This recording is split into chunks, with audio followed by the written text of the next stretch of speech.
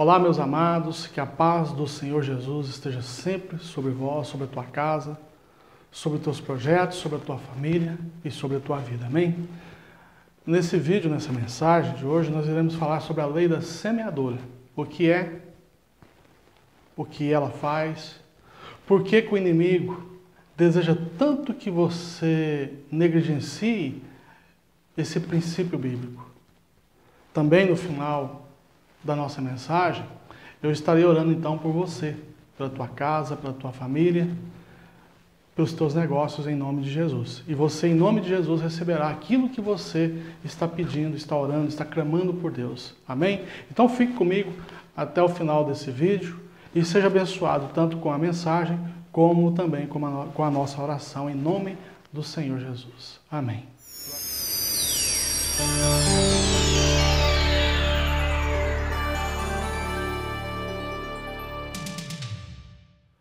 Glória a Deus, estamos de volta então para falar um pouquinho das maravilhas do nosso Deus. Hoje, como eu disse, nós vamos falar sobre um princípio básico que a Bíblia nos ensina, que é a lei da semeadura. O porquê de tanta controvérsia, o porquê que tantas pessoas são contra, o porquê que tanta gente não entende, ou pelo menos finge não entender, porquê que há um interesse especial do inimigo sobre esse tema. É o que nós vamos discutir, analisar hoje nessa mensagem em nome do Senhor Jesus. Amém? Para nós iniciarmos o nosso estudo, eu gostaria que os amados irmãos então buscassem, na tua espada, o livro de 2 Coríntios, capítulo 9, versículos 6 e 7. Esse é o texto base da nossa mensagem de hoje. 2 Coríntios, capítulo de número 9, nós vamos ler o versículo 6 e 7, que diz a seguinte palavra para nós, nesse vídeo. E digo isto, que o que semeia pouco, pouco também se fará. E o que semeia em abundância também se fará. Cada um contribua segundo propôs no seu coração, não com tristeza ou por necessidade, porque Deus ama ao que dá com alegria. Amém? Glória a Deus. Aleluia. Pai amado, Pai querido, em nome de Jesus eu venho clamar a Ti nessa mensagem, nesse vídeo, pedindo, meu Deus, que o Senhor use esse Teu servo de uma maneira proveitosa, que eu venha falar não de mim, mas sim de Ti, que o Senhor use esse Teu servo para trazer a Tua palavra, para engrandecimento, para esclarecimento, para doutrinação do Teu povo, em nome de Cristo Jesus. Que o Senhor, meu Pai, possa fazer a Tua obra na minha vida e na vida daqueles que ouvem e assistem essa mensagem, em nome de Cristo Jesus. Que seja então para a honra e glória do Teu nome. Em nome do Pai, do Filho e do Espírito Santo. Meus amados, esse tema, como eu disse, ele é um tema um pouquinho, para não dizer muito, combatido, dirigido, digerido, melhor dizendo, mas pouco compreendido. Pouco se explica sobre isso. Deixa eu te falar algo importante para você. Eu, no meu início de ministério, há mais de 20 anos atrás, eu era uma pessoa que era um pouco, para não dizer muito, enchedor de saco mesmo do meu pastor. Porque o pastor, esse que eu congregava com ele no início, ele era um pastor que quase todas as mensagens ele pregava sobre prosperidade. E eu pegava muito no pé dele, dizendo, pastor, nós temos que pregar mais a salvação, é mais doutrinamento, nós temos que santificar o povo de Deus. E tudo isso era verdade. Só que Deus foi mudando um pouco o meu coração e a minha visão, e hoje eu percebi que se existe algo na vida que mais tira crente de igreja, que mais desintegra a família, que mais faz com que casais se separam, e até mesmo que pessoas se suicidem, é a parte financeira. É uma parte que o diabo usa, destrói, para que a pessoa perca, inclusive, a fé em Deus. Porque, presta atenção, meus amados, se a Bíblia fala uma coisa e nós estamos vivendo outra, algo está errado. E quando eu falo isso, eu não estou falando para você apenas, não, eu estou falando de mim também, que eu também estou numa situação financeira não muito agradável. É a minha verdade, é a minha realidade. Porém, eu tenho que pregar não aquilo que eu vivo, mas aquilo que a palavra de Deus manda. Ah, pastor, mas se nem o senhor não está então com a situação tão boa, como é que o senhor vai pregar isso para os outros? Porque a palavra manda que eu pregue e explique. E às vezes o problema que está me atingindo não é o mesmo do seu. Ou seja, às vezes a pessoa não é próspera por vários motivos. E é isso que nós vamos debater hoje nessa mensagem. Talvez o seu problema, não sendo igual ao meu, seja fácil de ser solucionado. Porque realmente, a primeira parte de você solucionar um problema é você saber qual é esse problema. Amém? Mas, voltando ao nosso tema, o que é semeadura? Paulo fala que aquele que semeia em abundância, ceifará em abundância. E aquele que pouco semeia, pouco também colherá. Primeiro, o texto de 2 Coríntios 9, versículo 6, fala de semeadura. O que é semeadura? Semeadura, para qualquer pessoa que entenda um pouquinho da Bíblia, refere-se à oferta. Nós não estamos falando aqui de dízimo, nós estamos falando de oferta. Eu vou tocar um pouquinho no dízimo apenas para que você entenda como é que um ajuda o outro. Eu falo que dízimo e oferta são dois irmãos, e os dois não andam separados um do outro. Mas eu não vou explicar para você, eu não vou entrar no tema dízimo aprofundadamente, e sim apenas no tema de oferta. O que é dízimo? Dízimo é uma ordenança que Deus fez desde o Velho Testamento e vigora até o dia de hoje, que você devolva daquilo que você ganha 10% para a casa do Senhor. No início, a pessoa dizimava daquilo que ele ganhava na lavoura. Eram pessoas extremamente trabalhadoras no campo. Não existia o comércio como era hoje, não existia a maioria das pessoas morando na cidade recebendo salários em dinheiro, mas o dinheiro também é coisa que você está ganhando. Então você deve dizimar, como dizimava antigamente. Muitos alegam isso, que o dízimo é apenas alimento, é mentira, porque lá no capítulo 24 de Mateus fala do... Desculpa, em Mateus eu não lembro certinho se é o capítulo 24, fala sobre o dizimista, né, sobre os dois homens que foram orar diante de Deus, e um se humilhava e o outro se exaltava dizendo que dava dízimo de tudo.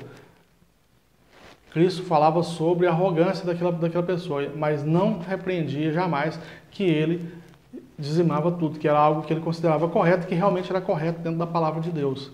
Então, tudo que você ganha, você deve dizimar, sim, em nome de Cristo. Mas esse não é o tema. Então, dízimo é uma ordenança de Deus de que daquilo que você ganha, 10% você devolva à casa do tesouro, ou seja, nas igrejas. E semeadura e oferta. Bom, nós temos 3 tipos de oferta. Nós temos a oferta voluntária, que é aquela que você tem vontade de você mesmo de ofertar. Temos a oferta alçada, que é aquela que está lá em 3:8 de Malaquias, a qual Deus considera que a pessoa que não devolve a oferta alçada é ladrão, assim como aquele que não devolve o dízimo.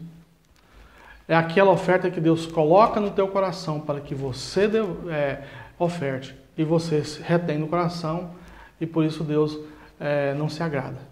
E temos o sacrifício, que é quando uma pessoa quer uma resposta de Deus. Aí ele vai e faz uma oferta de sacrifício. Ah, pastor, mas Jesus Cristo não nos levou, não levou sobre si, ele já não sacrificou no nosso lugar? Não, ele sacrificou no que se diz respeito à salvação, à expiação do pecado. Para você que quer entender um pouquinho isso, você tem que voltar um pouquinho lá, principalmente no livro de Deuteronômio, onde Deus fala muito sobre o que é cada coisa. Por exemplo, existia sacrifício para expiação do pecado, que é esse que Cristo fez, sacrifício para fazer uma fé. Quer dizer, eu não vou entrar nesse detalhe, são várias coisas que cada um tem seu sacrifício para determinada coisa. O sacrifício que Cristo fez foi o sacrifício da expiação para o pecado. Esse sacrifício você não precisa fazer mais, porque Cristo já fez por você. Basta apenas você aceitar esse sacrifício. Agora, o sacrifício, a oferta, isso Deus requer de você até o dia de hoje. Tanto é verdade que tanto o dízimo como as ofertas ainda estão em vigor, que Paulo escreveu isso na carta dos Coríntios, que está no Novo Testamento, está vigorando hoje. Carta que Paulo escreve aos Coríntios, a segunda carta dele aos Coríntios, explicando isso, ou seja, está no Novo Testamento. Eu queria chamar a atenção para os amados irmãos sobre uma enganação que o diabo usa, principalmente nesse capítulo, nesses 2 versículos. Muita gente, para tentar justificar que o dízimo não é obrigado, usa o versículo 7 do capítulo 9 de 2 Coríntios, aonde diz que cada um contribua segundo o que propõe o seu coração. Mas se você voltar no versículo 6, você vai perceber nitidamente que Paulo não fala de maneira nenhuma, ele não fala de dízimo, ele está falando de oferta. E oferta é, sim, voluntária. Nós estamos falando da oferta voluntária, que cada um contribua segundo o que propôs o seu coração. Porém, entretanto, Paulo faz-nos um alerta, que aquele que semeia muito, obviamente, vai colher mais. E aquele que semeia pouco vai colher menos. Ah, pastor, mas Deus não é maravilhoso, Deus não é poderoso, Deus não é amor? Como é que ele vai abençoar mais um e menos o outro? Porque o outro é mais pobre, não pode semear mais. Ah, o outro tem condição, então ele vai ganhar mais dinheiro. Infelizmente é o que a palavra de Deus, não é eu que estou dizendo, está falando para você nesse texto. Que aquele, por qualquer razão que seja, semear muito, também colherá muito. É um princípio. Eu nunca vi na minha vida alguém que semeie 1 hectare de terra e vai colher 10 hectares. Ou um que semeie, ou não semeie nada e vai colher 100 hectares de nada, do que ele não semeou. Então isso é um princípio, inclusive é uma lei da física. É um princípio da natureza e é um princípio bíblico. Que aquele que semeia mais, irá colher mais. Mas há casos, e eu me incluo nesses casos, em que se devolve bem o dízimo, segundo a palavra de Deus, se semeia bem e não colheu ainda aquilo que foi semeado. Eu disse agora há pouco que dízimo e oferta são 2 irmãos que sempre andaram juntos, um ao outro. Um não separa do outro. Por quê? A gente compara o dízimo como se fosse uma cerca. Presta bastante atenção nisso que eu gostaria que você entendesse. Primeiro, dízimo não multiplica nada.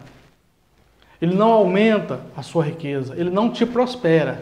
Quem pregar isso não tem princípio bíblico para falar tal coisa. O que o dízimo faz? Se você for lá em Malaquias 3:8, aliás 3:10, Deus fala: por amor de ti repreenderei o devorador. Alguns endemoniados por aí falam que aquilo lá realmente era gafanhotos, chamado devorador. Mas no texto não fala que é gafanhoto, fala devorador, é um demônio que age sobre a sua finança. Como é que ele age? Um carro que você tem começa a dar defeito, uma lâmpada começa a queimar, a comida começa a não dar. Ou seja, começa a acontecer coisas que não são comuns acontecer na sua casa. A pessoa começa a ficar doente, você começa a gastar com médico, com remédio. Roupa estraga com mais facilidade. Por quê? Porque é o espírito devorador agindo sobre a sua casa, sobre a sua vida. Você começa a perder dinheiro, começa a perder negócio. O lucro que você tinha já não é o mesmo. Tudo isso é ação do devorador que não está sendo repreendido através do vosso dízimo, do dízimo que você está devolvendo. Então nós consideramos o dízimo como se fosse uma cerca para proteger o seu patrimônio ou a sua semeadura, para impedir que o devorador, com as suas outras castas de demônios, haja sobre a sua vida financeira. Então, o dízimo é a cerca que vai proteger a sua semeadura. Essa sim é a que vai ser multiplicada de 30, 70 e até 100 vezes, diz a palavra de Deus. Então, o dízimo é para proteger a sua vida financeira e a sua semeadura. A tua plantação, vamos dizer assim. Toda plantação que eu conheço, quando eu vou na zona rural, todas elas têm uma cerca, protegendo contra o gado, contra algum animal, para que ele não entre e coma, e devore, ou acabe, ou estrague a sua lavoura. Porém, essa cerca espiritual, que é feita pelo dízimo, ele também protege contra os devoradores, os demônios. É para isso que serve o dízimo, para te proteger, não para multiplicar ou para te prosperar. Amém? Estão me entendendo? Então, o correto é você dizimar e você ofertar na casa do Senhor, para que um proteja a multiplicação do outro na tua vida. Amém? Glória a Deus. Aleluia, Senhor. O Senhor é bom e é maravilhoso. Eu quero dizer para você, meus irmãos, nesse vídeo, não espere de mim nenhuma pregação engraçada. É bom ver você rir, como desintoxica o fígado, a mente, o corpo. Não espere de mim gritarias. Não espere de mim muita coisa nesse sentido, mas o que a palavra de Deus fala, isso eu transmitirei aos amados irmãos. Tem a minha interpretação pessoal? Claro que tem. É a forma que Deus me mostra. Mas eu tento ser o máximo apegado ao texto bíblico, para que quando alguém criticar, ele também tenha que ter texto bíblico para poder fazer a sua crítica, que aliás é muito bem-vinda, desde que essa crítica tenha embasamento bíblico. E não, como eu disse, como alguns endemoniados, que usam esse texto de 2 Coríntios 9, 6 e 7, aliás só o 7, para dizer que estamos falando sobre o dízimo, quando é mentira. Esse texto fala especificamente de semeadura, de oferta. Pastor, mas eu tenho dizimado, eu tenho ofertado na casa do Senhor, eu tenho trazido aquilo que Deus colocou no meu coração, mas algo ainda não aconteceu na minha vida, e eu me incluo nisso aí também, não estou falando só para você não, estou falando para mim também. Qual o motivo pela qual eu ainda não estou colhendo as bênçãos do Senhor? Bom, o primeiro motivo, como eu já disse, foi que às vezes a pessoa ou dizima, mas não oferta. Ou oferta, mas não dizima. E que para que o poder de Deus e realmente as coisas andem a seu favor e você tenha uma boa colheita, é necessário primeiro que essas duas coisas sejam feitas, sejam observadas, que um protege o outro. Isso já foi explicado antes. Mas tem mais outras causas pela qual eu não tenho uma boa colheita? Qual é o princípio de uma boa colheita? Bom, o primeiro princípio é que você tenha uma boa semente para plantar. Se você for um agricultor, ou se você conhece um agricultor, você vai perceber que todos os agricultores eles têm alguns princípios para poder fazer a sua semeadura, o seu plantio. E um dos princípios é ter uma boa semente. Eu gostaria que os amados irmãos fossem comigo, mais uma vez nós vamos abrir a espada. Olha, gente, essa aqui é a arma do crente, isso aqui é a espada do crente. O crente não anda desarmado. Ele tem que ter essa arma aqui. Para quê? Para combater as heresias, as perguntas nefastas que o diabo coloca na boca de alguns endemoniados para poder tentar te derrubar. Se você não tem conhecimento da palavra de Deus, e quando eu falo que você tem que levar ela, não é só debaixo do braço, não. É aqui, ó, no coração e na ponta da língua.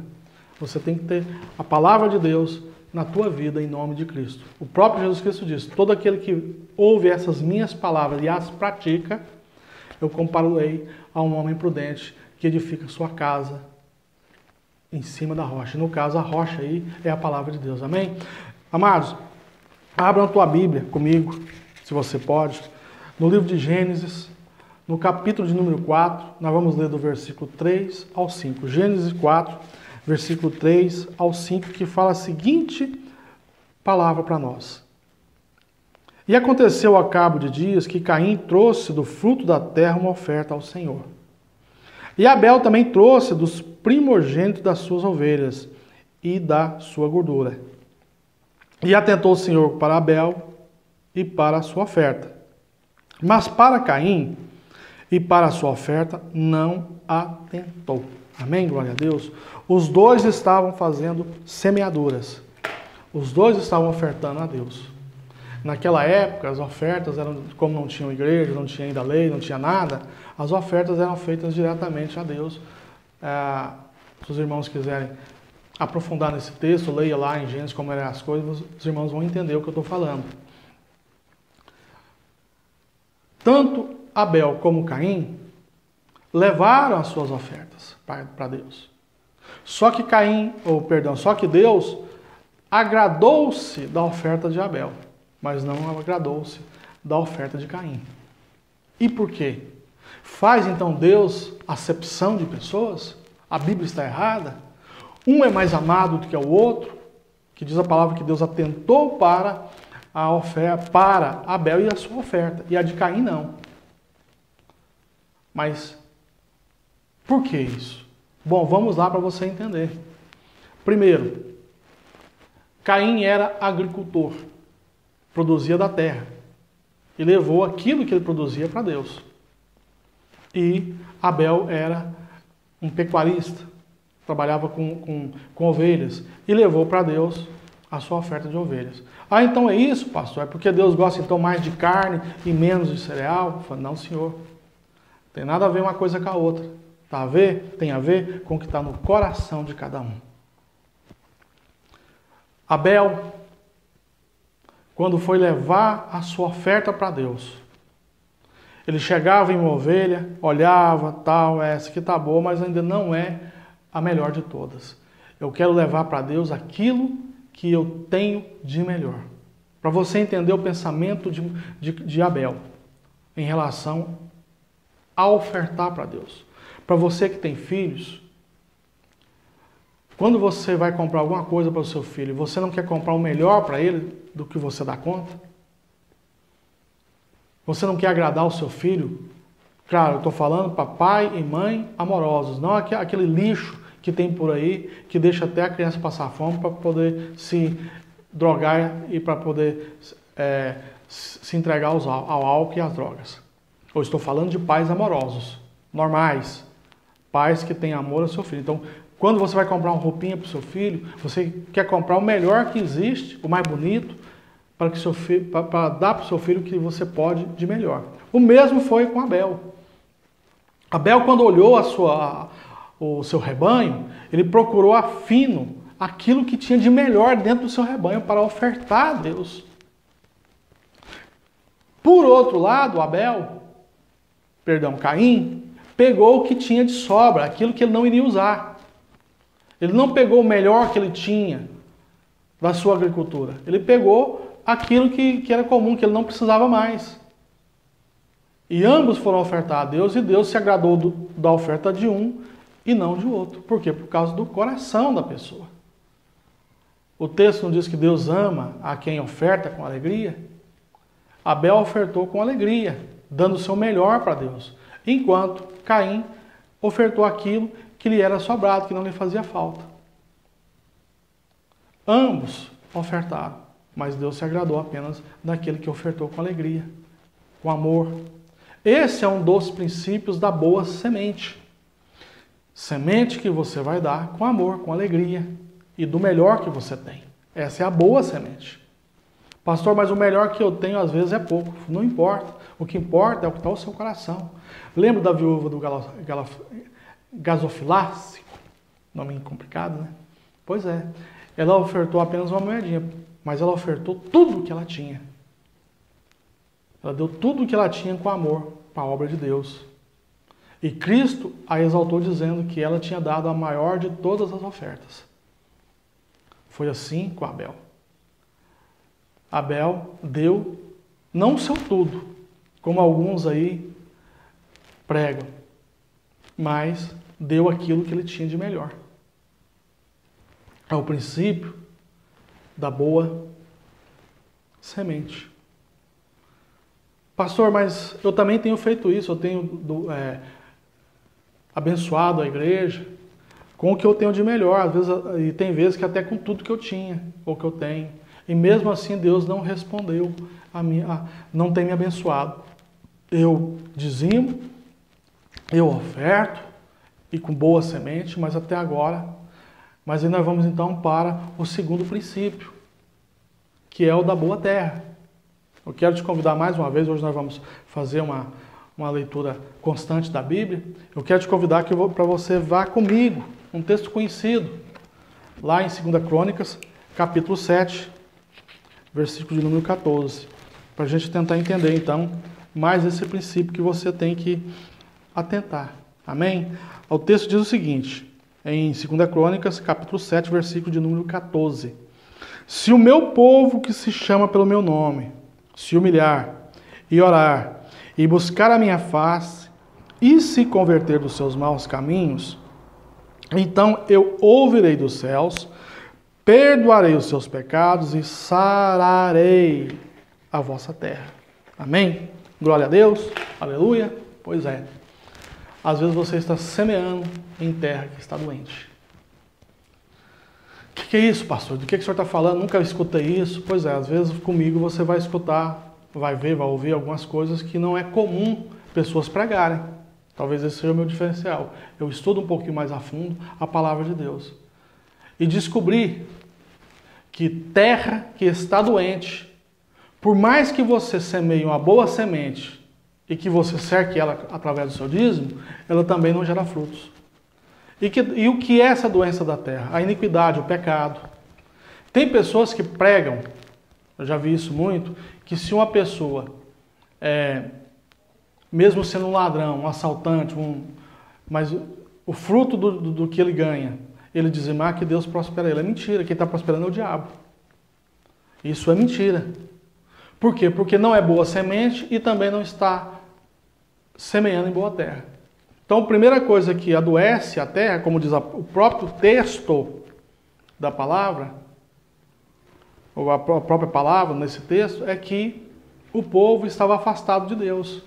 Então, a pessoa, quando se afasta de Deus e começa a praticar coisas erradas, a terra dele, por mais que ele semeie, por mais que ele plante, a terra não dá frutos. Nesse caso aqui, nós temos as duas traduções, a literária e a espiritual.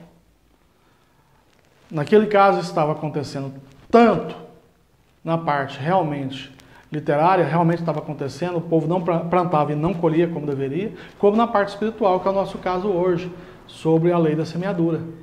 Você tem então que semear em boa terra. E semear em boa terra, primeiro é você estar santificado diante de Deus. É você estar na presença do Senhor. E, obviamente, você semear em uma igreja que também é temente a Deus, que tenta, pelo menos, pregar aquilo que a palavra diz. Tem igrejas por aí que elas não estão dentro da palavra de Deus. Eu não posso mentir para você. Como é que você vai, por exemplo, semear, ofertar, por exemplo, em um show de um cantor funk? É uma oferta que você está dando. Deus vai te abençoar nisso? Não vai. Eu vou ofertar numa igreja de ubanda, de candomblé, de feitiçaria. Vai. Deus não vai te abençoar. Deus não está ali. Porque lá não é terra fértil. Eu vou ofertar na igreja da idolatria. Você sabe do que eu estou falando. Deus também não vai te abençoar. Quem estaria te abençoando supostamente não é Deus, é o diabo. Toma cuidado com isso, em que terra você está semeando. A terra própria para você semear é a igreja de Deus, a amada noiva de Cristo. É essa igreja, é essa terra, nesse terreno que você deve semear. Porque a noiva de Deus, a igreja que realmente está dentro da palavra de Deus, ou pelo menos tenta, ela vai dar bons frutos para ela, para Deus e para você. Ela vai usar o dinheiro seu, a sua oferta, para fazer a obra de caridade, para pregar o evangelho, para salvar pessoas. Olha, a maior obra da igreja, a pessoa nos critica muito que nós não fazemos obra de caridade, como algumas outras igrejas que não são evangélicas fazem. Mas a maior obra que nós fazemos, ninguém fala dela, que é a obra da evangelização, da salvação, de pregar Cristo. É uma obra talvez mais importante, do meu ponto de vista, do que você dar um prato de comida para a pessoa. Não que você não deva fazer isso. Óbvio que deve. Mas você levar a palavra de Deus junto com um prato de comida é muito importante. Eu não prego aqui que você não deva fazer tal coisa, mas por que você deve fazer uma e não a outra? Então, uma das obras que Deus nos deu para quem é pregador, para quem vive no Evangelho, é levar a palavra de Deus. Ide, pregar o Evangelho a toda criatura. É o que Deus fala, é o que Cristo fala. Por que Cristo menciona uma coisa e não fala para mim, ide, levai comida, levai remédio? Porque essas coisas já, teoricamente, já deveria fazer parte da própria natureza humana, de um ajudar o outro, de um socorrer o outro. Já o Evangelho é uma ordenança de Deus porque é algo fora do natural, é sobrenatural. Amém, amados? Então, segunda coisa, a primeira, cercar bem a sua plantação através do dízimo. Segunda coisa, plantar, usar uma semente boa, de boa qualidade. Terceira coisa, plantar em um terreno preparado. Como eu disse, se você for acompanhar uma plantação, há esses princípios que o agricultor leva em consideração. Primeiro, uma boa semente. Segundo, a preparação do terreno, da terra com adubo. No nosso caso, adubo é oração. São bons exemplos também, mas principalmente oração, orar e vigiar. Chuva ao seu tempo, porque nós pregamos, esqueci de dizer isso, mas é bom que você entenda, eu estou falando para você, pregando aqui para você, aquilo que está nas tuas mãos para você fazer. Tem coisa que não depende de você. Chuva, você não vai poder mandar uma chuva, no caso aí a chuva é o fator que faz germinar a tua plantação, tanto espiritualmente como materialmente para quem é agricultor. Não está nas tuas mãos, está na mão de Deus, mas eu estou pregando para você aquilo que está nas tuas mãos para você fazer. Amém? Então, como eu disse, primeiro, cercar o seu terreno. Segundo, boa semente. Terceiro, um bom terreno. Uma terra que não esteja doente, para que você possa plantar. Que terra que seria essa doente, como eu falei? Já expliquei, terras aonde não fazem a obra de Deus. São terras doentes. Amém? Quarta coisa que você tem que levar em consideração para que você faça a tua colheita. Eu falei até o presente momento, eu falei sobre você semear, plantar. Mas quem é que planta não querendo colher? Eu não conheço ninguém que tenha esse pensamento. Todo mundo planta querendo colher. Então, para que eu possa colher o que eu plantei, o que eu preciso fazer, além dessas outras coisas, o que mais? Vamos lá então, mais uma vez na Bíblia. Nós vamos lá em Eclesiastes, livro de Eclesiastes, no capítulo de 3, versículo de número 2, Eclesiastes 3, 2. Eu vou ler um primeiro, para que você se situe. Tudo tem o seu tempo determinado, e há tempo para todo o propósito debaixo do céu. Versículo 2. Há tempo de nascer e há tempo de morrer. Há tempo de plantar e tempo de arrancar. Em outras traduções, colher o que se plantou. Então, além das coisas que estão nas mãos de Deus, e além das que estão nas suas mãos, existe o fator tempo. Tudo vem no seu devido tempo. Olha, existem algumas árvores que demoram anos e anos para dar o seu fruto. É o caso do café, por exemplo. É o caso da jabuticaba. Você não planta hoje querendo colher amanhã. Você tem que esperar o seu devido tempo. As coisas, materialmente, funcionam dessa forma. Você planta uma semente, ela germina, você cuida dela, ela cresce, torna-se adulta e começa a gerar frutos. É assim que as coisas funcionam, tanto no mundo material como no mundo espiritual. Você planta sua semente hoje. Eu tenho semente que eu plantei há mais de 20 anos e ainda não colhi. Estão me entendendo?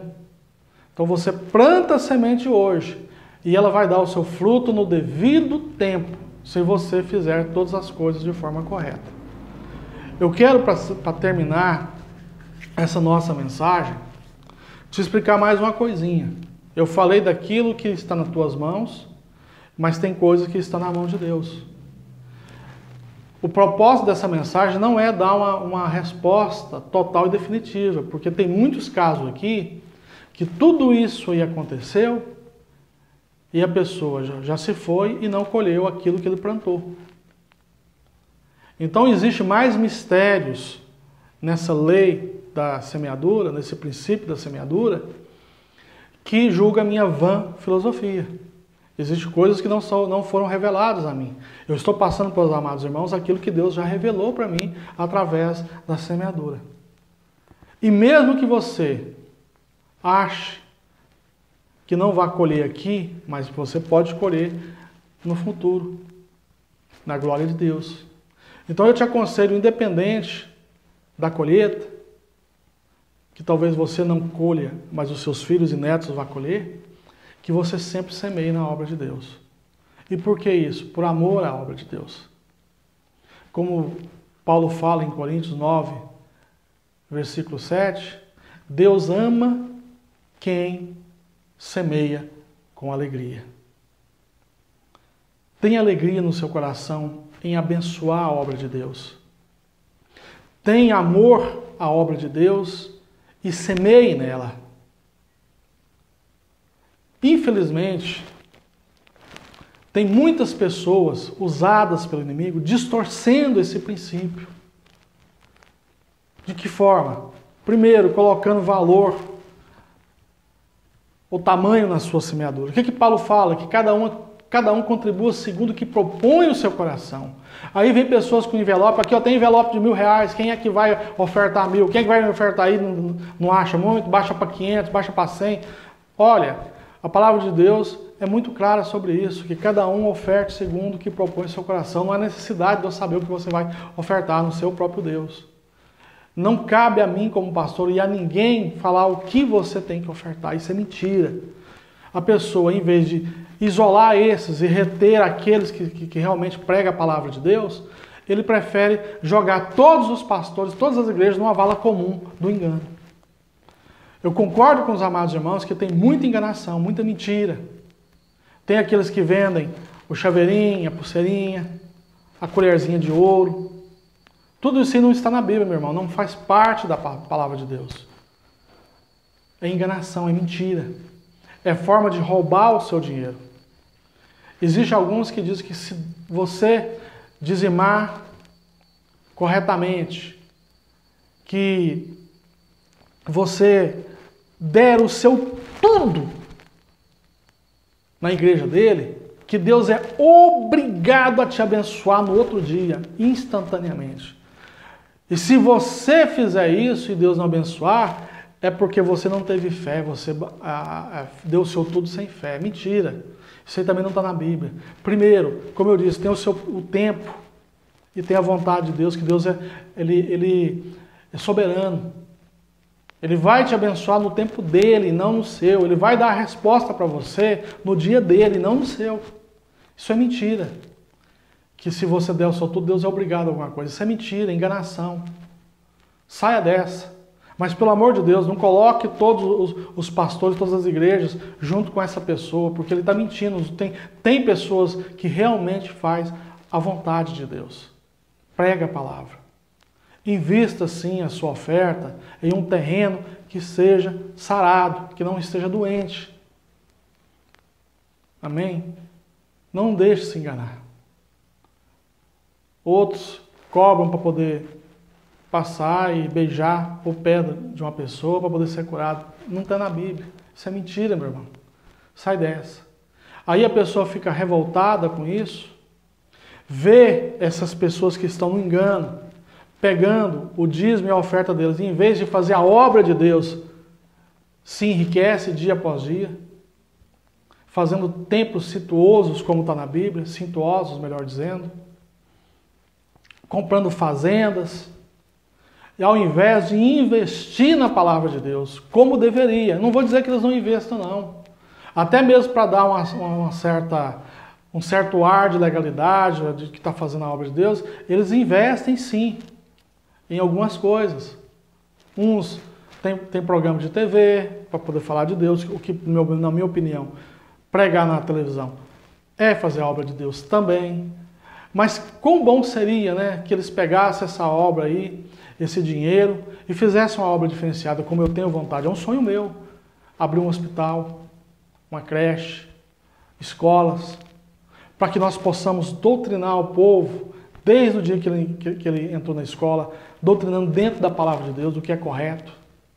É o meu sonho, poder dizer e pregar, chegar numa pessoa, porque o lugar onde a pessoa mais está sensível à palavra de Deus é quando ele está acometido, ele está doente, que ele está no leito de hospital. Você chega lá e vai falar de Deus para ele.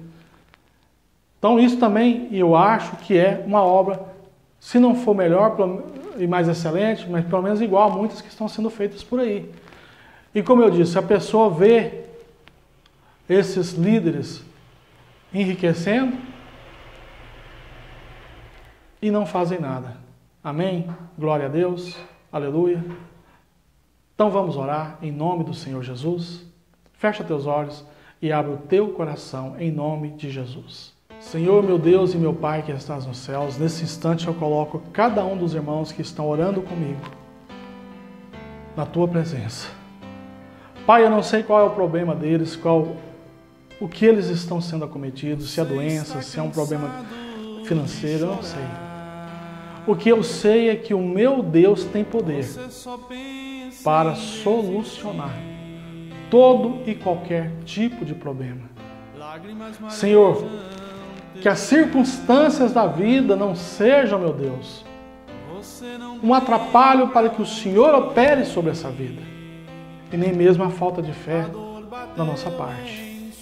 Mas em nome de Jesus, entra nessa vida, entra nessa causa, entra nesse problema e começa a fazer o teu milagre, meu Pai, a operar segundo o teu poder, em nome de Cristo Jesus. Desfaz, meu Pai, a obra de macumbaria, de feitiçaria, de olho gordo. Desfaz, meu Pai, esse pacto satânico que foi feito, meu Pai, nas encruzilhadas. Essa obra maligna, meu Pai, que foi feita no cemitério, que foi feita, meu Pai, na bananeira, no formigueiro. Que o Senhor venha derramar o teu poder sobre essa vida, sobre esse pai de família, sobre essa mãe. Que o Senhor venha destroçar, quebrar, colocar por terra, meu Deus, essa maldição que foi lançada por um pai, por uma mãe. Essa maldição que já vem, meu Pai, de pai para filho há décadas, há gerações, que vem destruindo esse lar, geração após geração. Ou essa maldição que foi adquirida por uma desobediência a Ti e a Tua palavra.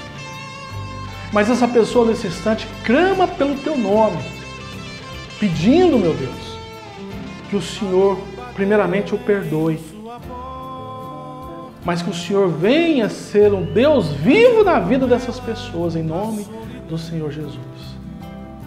Destroça com essa barreira, com essa muralha que o diabo fez, enganando o Teu povo, dizendo que não é possível, que não é para ele, que ele não merece.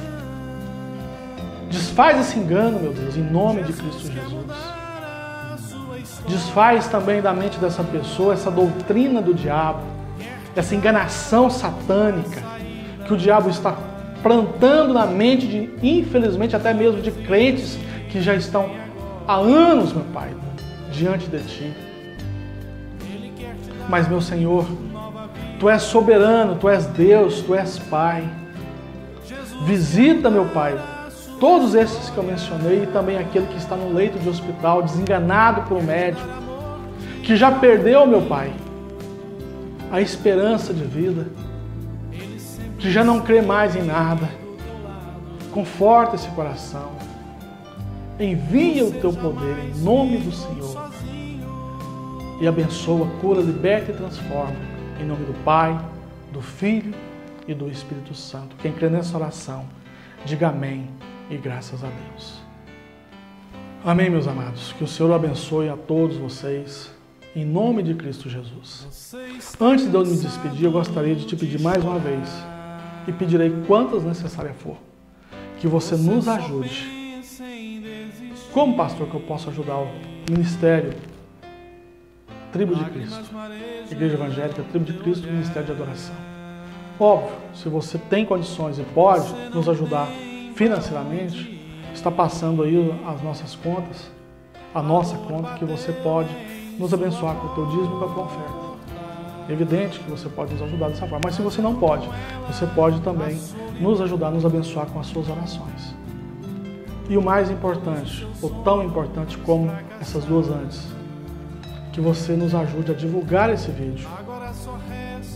Que você entre lá no nosso canal no YouTube, está passando também agora o nosso canal para que você possa visitá-lo, que você se inscreva nele e clique no sininho para que seja avisado sobre os nossos vídeos. Amém?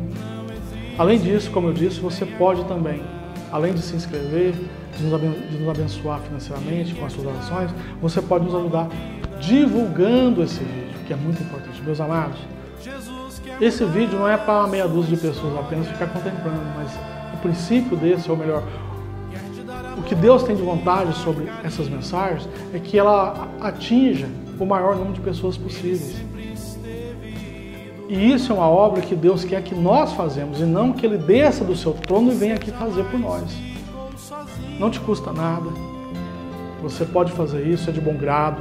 Eu serei muito grato a você que possa nos ajudar, em nome de Cristo Jesus, a divulgar esse vídeo para a honra e glória daquele que nos amou primeiro, Cristo Jesus. Amém?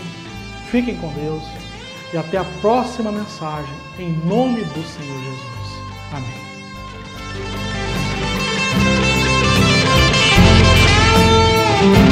A dor bateu em sua porta, trazendo com ela a solidão. Todos os seus sonhos fracassaram. Agora só resta humilhação. Jesus quer mudar a sua história.